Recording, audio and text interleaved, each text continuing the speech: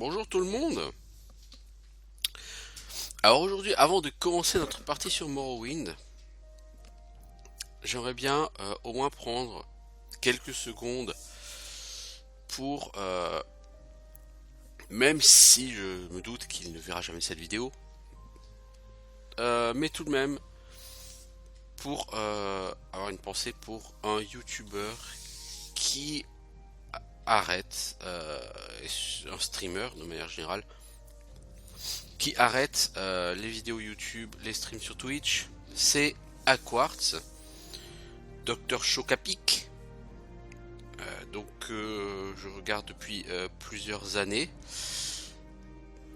Pourquoi parler de lui? Parce que c'est le streamer qui m'a le plus accompagné pendant plusieurs années, en gros. C'est quelqu'un qui a un comportement, une façon de faire les choses, qui avait une façon de faire les choses tout à fait unique, au moins pour la communauté française. J'ai quand même beaucoup remarqué que sur la communauté française, les streamers, les youtubeurs gaming ont plus tendance non pas à se mettre au service du jeu, mais à mettre le jeu à leur propre service et au service de leur propre show. Alors je veux pas donner de nom, je pense que voilà, on sait globalement, on a tous regardé des youtubeurs ou des streamers français très connus, et pour la très grande majorité d'entre eux, effectivement, le jeu n'est qu'un prétexte pour ouais, pour faire une espèce de show, pour se mettre en pour se mettre en valeur, pour se mettre en scène. Avec Aquart, c'était l'inverse. Lui ne se mettait pas en scène, il restait naturel, il était là pour jouer à un jeu vidéo, pour analyser un jeu vidéo. Euh, Bref, pour lui, l'intérêt, l'importance du contenu, c'était pas lui, c'était pas les délires qu'il pouvait créer. Non, c'était le jeu auquel il jouait. Et ça, c'est quelque chose qui effectivement se fait assez rare au sein de la communauté, des gens qui diffusent des jeux. Et personnellement, c'est ce qui m'a attiré chez lui. Un côté juste vrai gamer, quoi. Pas le mec pour qui le gaming est une excuse, comme c'est le cas pour beaucoup de gens. Non, pour lui, le gaming, voilà, il se met devant son PC, il joue. Et en plus de ça, c'est quelqu'un qui a une culture vidéoludique absolument incroyable. Et qui a toujours eu des avis extrêmement argumentés, extrêmement réfléchis, des analyses hyper fines, hyper pertinentes. Euh, Quelqu'un qui justement, parce qu'il connaît les autres jeux, parce qu'il sait ce qui a déjà été fait, est capable de juger du contenu réel et de la valeur réelle d'un jeu. Et de fait, c'est quelqu'un qui n'a jamais été un lèche-bot. Il n'a jamais eu pour objectif de dire ah, tous les jeux sont géniaux, de mettre des 18 sur 20 à tous les jeux. Alors lui mettait pas de notes, mais clairement dans ses avis, on sentait si ça lui plaisait, si ça lui plaisait pas. Et surtout, ses avis étaient rarement objectifs, rarement subjectifs. Non, quand même, ses avis étaient le plus souvent possible objectifs, avec encore une fois une justification, une argumentation. Alors certes, il mettait un peu beaucoup l'accent sur l'interface, ce qui pour un certain nombre de joueurs n'a aucun intérêt. Mais quand même, enfin dans tous les cas, voilà, c'est quelqu'un qui avait un franc-parler, qui n'hésitait pas à dire quand un jeu était mauvais, quand un jeu n'était pas travaillé, quand des développeurs avaient été feignants. Il le disait, et ça lui valait beaucoup de remarques assez négatives, hein. Ça, on voyait assez souvent sur YouTube. Il y avait régulièrement des remarques qui lui étaient faites par des joueurs, ou au moins des, disons, des gens qui regardaient ses vidéos, et qui faisait la remarque que c'était pas obligé d'être négatif et de pourrir le jeu comme ça. Et bah parfois si, parce que le jeu parfois est juste vraiment très mauvais et qu'il faut avoir le cran de le dire quand c'est mauvais, parce que si on le dit pas, ça s'améliore pas et on développe une culture de la médiocrité. Ce qui est relativement le cas en France aujourd'hui, hein, la culture de la médiocrité, mais euh, voilà, si on peut avoir des gens qui se prennent par la main et qui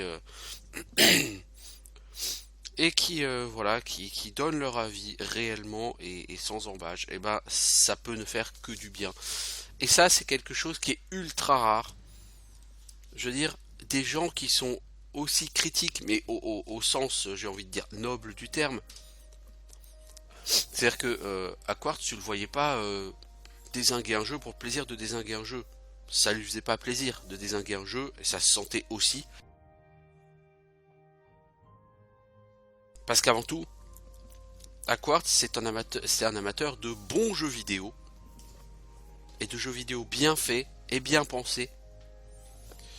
Et, euh, et franchement, ça se ressentait dans sa façon de jouer, dans sa façon de présenter ses vidéos. Et c'est un youtubeur qui faisait beaucoup de vidéos qui s'appelait présentation et impression, donc sur lesquelles il nous faisait découvrir régulièrement de nouveaux jeux. Il n'était pas forcément tendre avec, mais au moins quand lui te disait que tel jeu était bien parce que l'interface était bien pensée, que les développeurs travaillaient régulièrement dessus, qu'il n'y avait pas trop de bugs, qu'il y avait ci, qu'il y avait ça, quand lui te donnait un avis plutôt positif, tu pouvais le suivre. Je prends l'exemple tout con. À titre personnel, j'ai vu sa vidéo de présentation sur Expédition Viking. Et il avait l'air tout à fait satisfait par ce jeu, sauf pour la question des bugs trop importants qui l'empêchaient de le recommander tout de suite. Et sur Expédition Viking, je me suis dit, bah la qualité du jeu, elle a l'air d'être là. À Quartz, je la remets pas en question, et effectivement, et après j'ai joué au jeu. Et voilà, le let's play il est sur ma chaîne. Et j'ai été très satisfait par ce jeu. Autre jeu que je connaissais pas et que j'ai acheté en me basant uniquement sur des vidéos d'Aquartz avec ses avis, bah, c'est Lords of Shulima. Puisque en novembre 2014, en regardant les promos sur Steam, j'ai vu un petit jeu qui s'appelle Lords of Shulima. Je savais pas ce que c'était, j'étais sur YouTube, j'ai fait une recherche Lords of Shulima FR. Je suis tombé sur une vidéo d'Aquartz, et puis j'en ai vu une deuxième et une troisième, et j'ai été incroyablement séduit par ce jeu et par finalement le fait que Aquartz trouvait ce jeu bien. Et j'ai acheté le jeu et on le voit aujourd'hui, c'est mon jeu numéro 1 depuis l'époque. Alors petite digression, hein, les gens qui pourraient regarder mon profil Steam, vous allez voir qu'il y a Civilization 6 qui a un nombre d'heures incalculable, et c'est pas moi qui joue dessus. Hein. C'est quelqu'un qui utilise mon profil pour jouer dessus. Non, à titre personnel, Civilization 6 je joue pas, donc mes deux jeux numéro 1 sur Steam, ça reste Fallout New Vegas et Lords of Shulima. Donc voilà, Aquart c'est quelqu'un, tu pouvais regarder ses vidéos et quand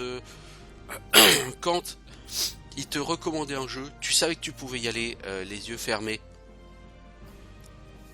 Parce que ça voulait dire que le jeu était vraiment de bonne qualité.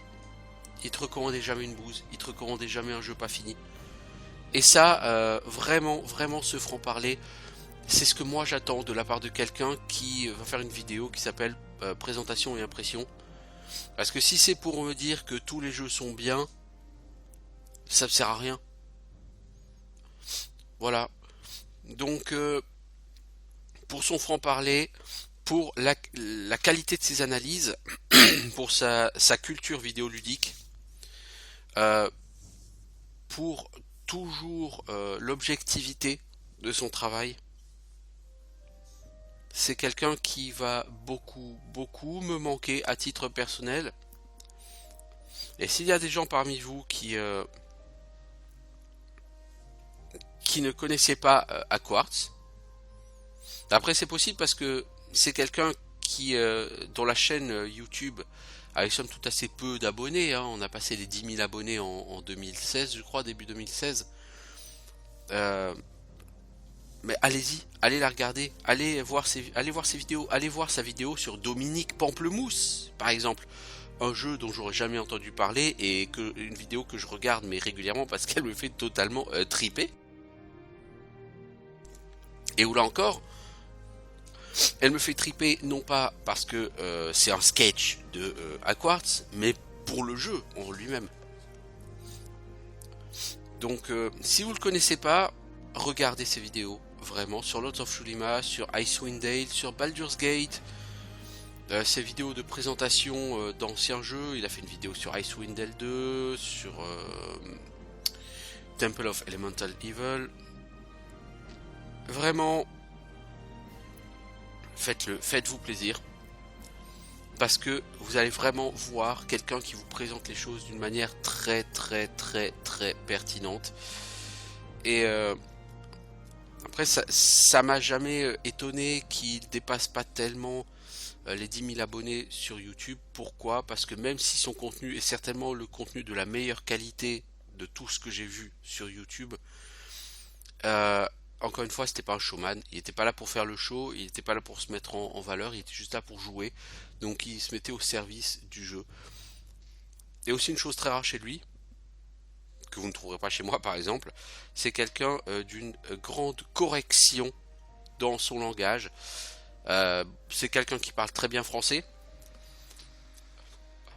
Mais il n'y a pas longtemps, je comparais mes deux youtubeurs, mes deux streamers préférés, donc Aquart et Ramenos. Ma copine me disait il y a quelques semaines qu'elle préférait Aquart parce que Aquart n'utilisait quasiment pas de gros mots. C'est quelqu'un qui était toujours, je veux pas dire qu'il était classe dans sa façon de parler, mais voilà, c'est quelqu'un qui avait vraiment une façon de s'exprimer aussi qui était tout à fait raccord avec son côté professionnel sur ses vidéos et sur ses streams. Et ça aussi, ça contribue à faire de ces vidéos des vidéos que tu regardes toujours avec plaisir. Voilà. Donc, je voulais juste par ces quelques minutes rendre hommage au travail de ce streamer, de ce youtubeur. Il reste toujours des streamers, toujours des youtubeurs que je vais continuer à suivre. Et je le citais en particulier Ramenos, qui est la personne que je suis le plus depuis à peu près un an. Mais voilà, Aquart, c'est vraiment quelqu'un, si vous connaissez pas ses vidéos, allez les regarder, faites-vous plaisir, vous découvrirez peut-être des jeux encore. Et à titre personnel, je suis triste de ne plus découvrir de jeux à l'avenir par son biais, parce que finalement, c'est comme la personne, c'est quand même mon moteur d'achat préféré, enfin numéro 1, hein, Aquart. C'est grâce à lui que j'ai acheté pas mal de mes jeux Steam. Donc voilà. Je tenais par cette vidéo à le remercier pour le travail qu'il a fait pendant ces années, que ce soit chez Gamecult ou pour lui-même. Et du coup, écoutez, on va reprendre bientôt le cours de notre chaîne. Et je vous souhaite une bonne journée. Et encore une fois, si vous ne connaissez pas Quartz, découvrez-le. Ciao tout le monde!